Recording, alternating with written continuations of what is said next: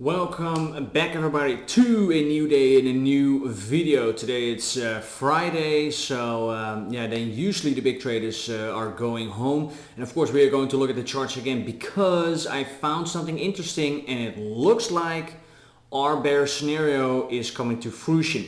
So if you like these kinds of updates and these short videos, please do me a favor, like and subscribe. That is the only one to let YouTube know that you like these kinds of short time sensitive updates, because YouTube doesn't usually like these very short videos, but only if you like or subscribe or comment, then the YouTube algorithm knows that there's an interest in these kinds of videos, and then the video will also be recommended to other people. So please do me a favor, like, subscribe. That's all I'm asking. It takes literally 1 or 2 seconds. Alright, now without further ado, let's dive into the charts.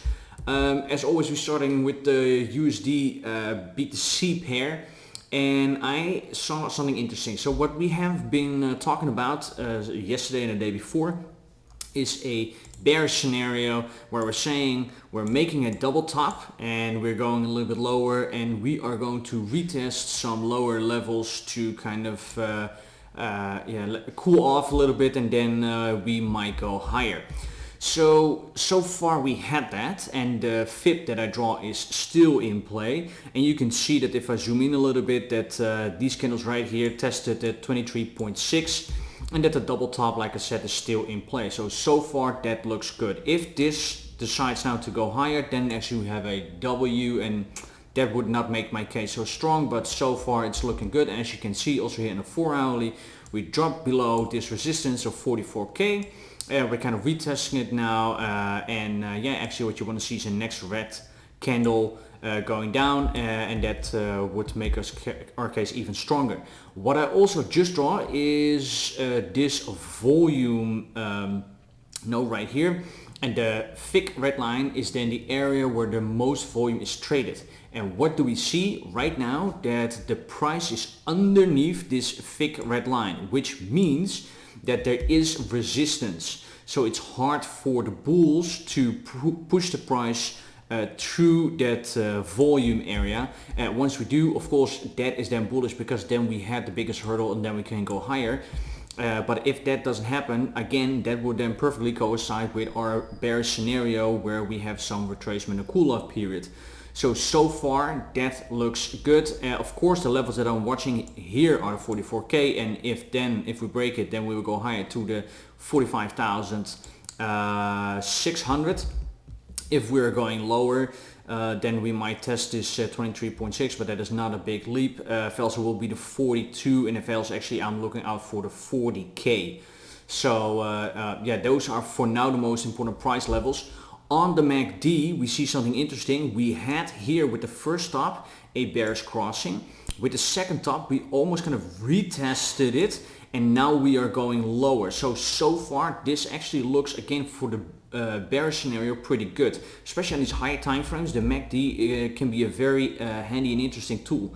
We also see the same here, where we have a longer period where we're going down, and you see that the MACD has no weird crossings or fake outs. So especially in the high time frames, this could be very useful, and I'm trusting this right now. If we zoom on the hourly quickly before we heading over to ETH, we kind of see just what I said earlier, but then a little bit more clear, is that we're kind of bouncing now here against that high volume node on.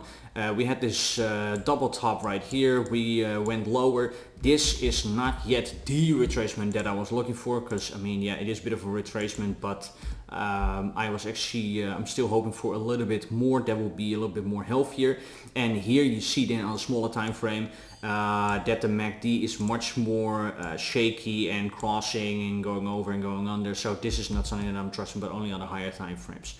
So here, actually same kind of story and nothing interesting. Let's quickly head over to ETH, because actually I saw something super interesting yesterday. This is the price, we're just grinding higher. The fib levels are still in play. Also here we had a little bit of a downtrend, not significant, but look what happens if you draw a line exactly from actually where we started till here. Perfect. Then you see that this was first a resistance, it flipped into support, or we went over, then flipped into support once, twice, and now we went under again, and now we are retesting this level right here. So this is a perfect trend line to use to trade. Matter of fact, you can put another one just underneath like this. Yep, and also here then if you zoom in, you see that this is a perfect actually range to trade, because we just went up and under, up and under, up and under, and now we're just kind of trapped in this little area right here. So yeah, you can definitely use this for trading. If we are not breaking this through, then we are probably going lower, but yeah, like I said, this is a pretty tight range, 2-3%. If we break this, of course, then I'm looking out for lower numbers. Same kind of story with Bitcoin. Then it will be 2960, maybe 38.2, but actually I'm aiming them more for lower levels, like here the 0.5. Matter of fact, let's quickly also use the volume. So I think this was kind of the range for Bitcoin, what we see here. Then we see a little bit of a different image, because look, the high volume is still underneath. That could be support.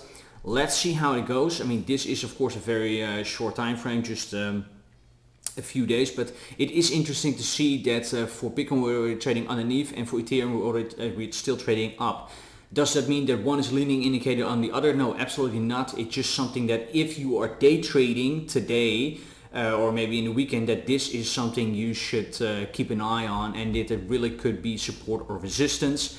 So that's just something that I wanted to share with you. And like I said, all the other levels that I mentioned before are still in play. And of course, also if we break up, then I'm still looking out for like this 3180, 3200 or 3300.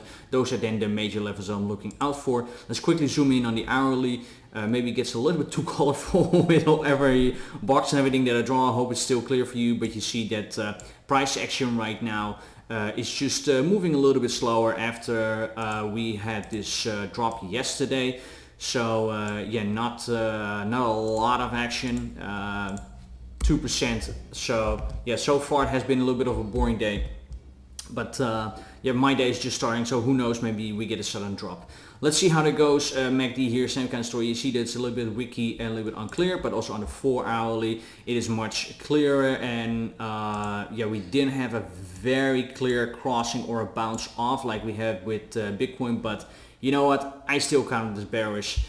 So far I am still looking out for maybe a bit of a trend reversal, going lower, cool off, reverse a bit, and then going higher. So that will be it for today. Please do me a favor, like, subscribe, click on the bell, click on all. If you want to show your appreciation and you don't want to miss anything, also follow me on Twitter and Instagram. I will post there daily, links in the descriptions. Thanks again so much guys, and I'll see you in the next one. Bye bye.